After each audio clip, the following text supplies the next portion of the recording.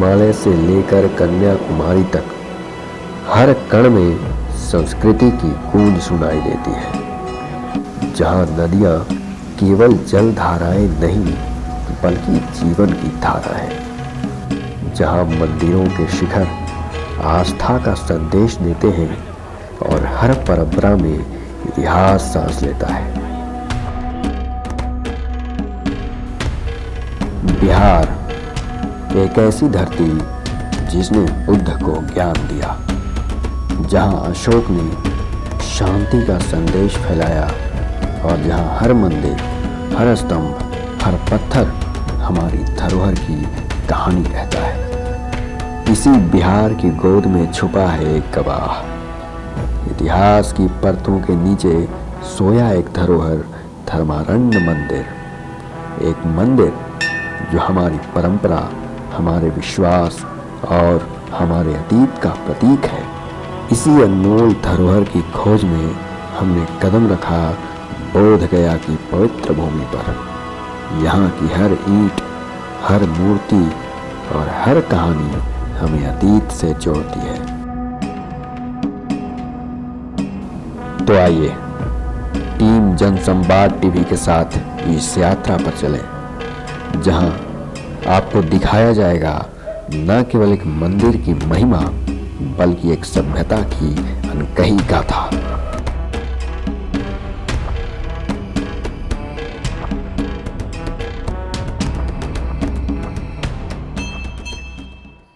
नमस्कार, मैं हूं राहुल मिश्रा और आप देख रहे हैं जनसंवाद टीवी। दोस्तों, भारत एक ऐसा देश है जहां धर्म, संस्कृति और पौराणिक चीज़ों का अनूठा संगम है, जो न केवल धार्मिक आस्था का केंद्र है बल्कि भारतीय संस्कृति का जीवंत धरोहर भी है।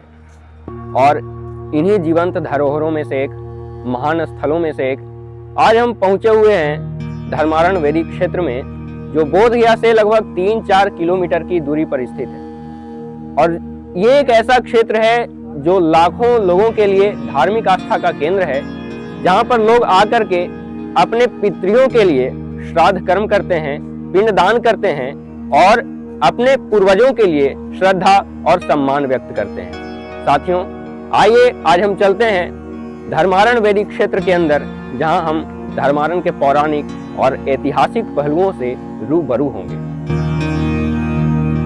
ओम वंदे देव उमापतिं सुरगुरुं वंदे जगत्कारणं वंदे पन्नगभूषणं मृगधरं वंदे पशूनां पतिं वंदे सूर्य शशांक वहिनयनं वंदे मुकुंद प्रियं वंदे भक्तजनाश्रयं च वरदं वंदे शिवं शंकरं।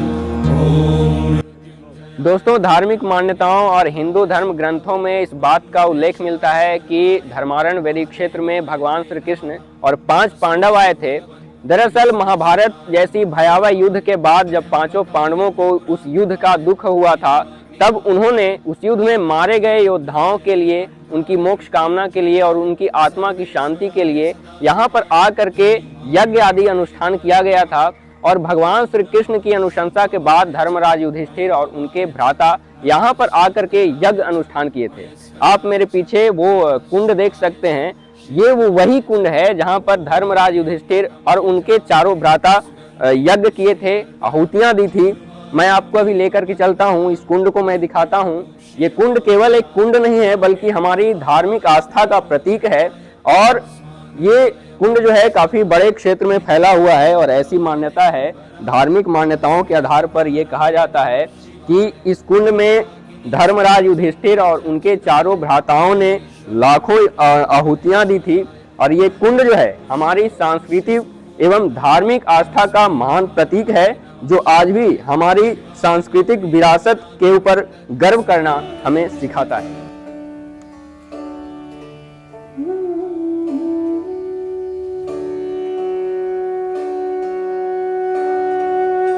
धर्मारण्य मंदिर में लगी हुई मूर्तियां केवल मूर्तियां नहीं बल्कि हमारी सभ्यता का प्रतीक हैं। इनमें सजीव है वो आस्था जो युगों से हमारे दिलों में बसी हुई है।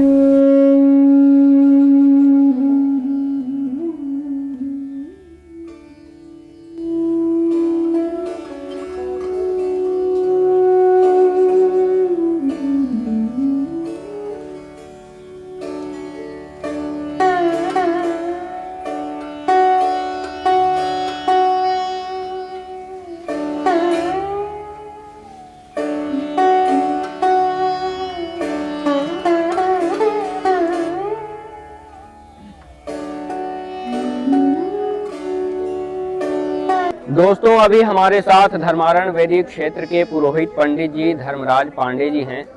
अभी हम सब धर्मराज पांडे जी से बातचीत करेंगे। पंडित जी आपका बहुत बहुत स्वागत है हमारे चैनल पर। जी थैंक यू। हमारे दर्शक दरअसल धर्मारण वैदिक क्षेत्र की महिमा के बारे में और इसके इतिहास के बारे में जानना चाहते हैं, तो क्या इतिहास रहा है इसका? इस जगह का नाम धर्मारण है। धर्मराज युधिष्ठिर यहाँ 1.25 लाख मन से हवन किए थे। महाभारत काल में जो ब्रह्मदोष और गुरुदोष लगा था युद्ध के दरमियान में, तो धर्मराज युधिष्ठिर को यहाँ बुलाया गया था और 1.25 लाख मन से हवन करवाया गया था और ब्राह्मणों के यहाँ पंचरत्न दान दिया गया था। यहाँ बहुत से ऋषि मुनि आए, तपस्या किए, जैसे कुछ बुद्ध का भी विवरण है इसमें। और उत्तरा ने सर्वप्रथम यहाँ त्रिपिंडी श्राद्ध किया था। ये जो त्रिपिंडी श्राद्ध है, इसमें बहुत से लोग नहीं समझ पाते हैं कि आखिर त्रिपिंडी श्राद्ध क्या होता है। तो जरा आप त्रिपिंडी श्राद्ध के बारे में संक्षिप्त रूप से बता दीजिए। त्रिपिंडी श्राद्ध में 3 पिंडों और 3 देवताओं का पूजा होता है, सात्विक, राजस और तामस। ब्रह्मा, विष्णु और महेश 3 देवताओं का पूजा होता है। उस पूजा से सभी पितृ का दोष का निवारण होता है। जिनको बाल बच्चे नहीं होते हैं, जिनको वृद्धि में रोक लगा हुआ है, जिनको किसी भी तरह का, यानी कहा जाए तो एक एंटीबायोटिक दवा यानी एंटीबायोटिक पूजा के रूप में इस पूजा को किया जाता है। इस पूजा को करने से सभी जो मार्ग बंद है वो मार्ग ओपन हो जाता है। यहाँ सभी देश के लोग आते हैं, त्रिपिंडी श्राद्ध करते हैं हर जगह के। यहाँ तक कि हम लोग में भी सभी पंडित जी लोग, पंडा जी लोग भी करते हैं यहाँ त्रिपिंडी श्राद्ध। यही यहाँ का महत्व है। तो गया क्षेत्र में जब मेला लगता है, पितृपक्ष मेला लगता है, तो जितने भी देश से लोग अपने पूर्वजों की मोक्ष कामना के लिए श्राद्ध कर्म करते हैं, तो यहाँ पर भी आकर के वो अवश्य करते हैं। तीसरा दिन का यहाँ महत्व है। अच्छा। यहाँ तृतीया का महत्व, मतलब यहाँ पर के आकर के श्राद्ध करना कंपलसरी? हाँ कंपलसरी है। तीसरा दिन है, यानी तीसरा वेदी है ये। अच्छा जी। चलिए बहुत बहुत धन्यवाद पंडित जी, आपका बहुत बहुत आभार। दोस्तों गरुड़ पुराण, विष्णु पुराण एवं महाभारत जैसे अन्य धार्मिक ग्रंथों में धर्मारण वैदिक क्षेत्र का उल्लेख मिलता है और ऐसी मान्यता है कि धर्मारण में आकर के पिंडदान करने पर, श्राद्ध कर्म करने के पश्चात मृतक की आत्मा को शांति मिल जाती है, उसे मोक्ष प्राप्त हो जाता है। दरअसल यहाँ पर पिंडदान की जो प्रक्रिया है, उस पिंडदान की प्रक्रिया को त्रिपिंडी कहा जाता है और पिंडदान करने के पश्चात ये माना जाता है कि धर्मारण क्षेत्र में, धर्मारण वैदिक क्षेत्र में आकर के पिंडदान करने के बाद जो मृतक हैं उनकी आत्मा को शांति मिलती है। आप मेरे पीछे एक प्राचीन कुआं देख सकते हैं। ये कुआं बहुत प्राचीन और पौराणिक कुआं है, जिसकी अपनी धार्मिक मान्यता है एवं धार्मिक इसकी भव्यता है। ऐसी मान्यता है कि पिंडदान करने के पश्चात जो चावल एवं अन्य सामग्रियों से बना हुआ पिंड होता है, उसको इस कुएं में विसर्जित किया जाता है और कुएं में विसर्जित करने के पश्चात जो मृतक है उसकी आत्मा को शांति मिलती है।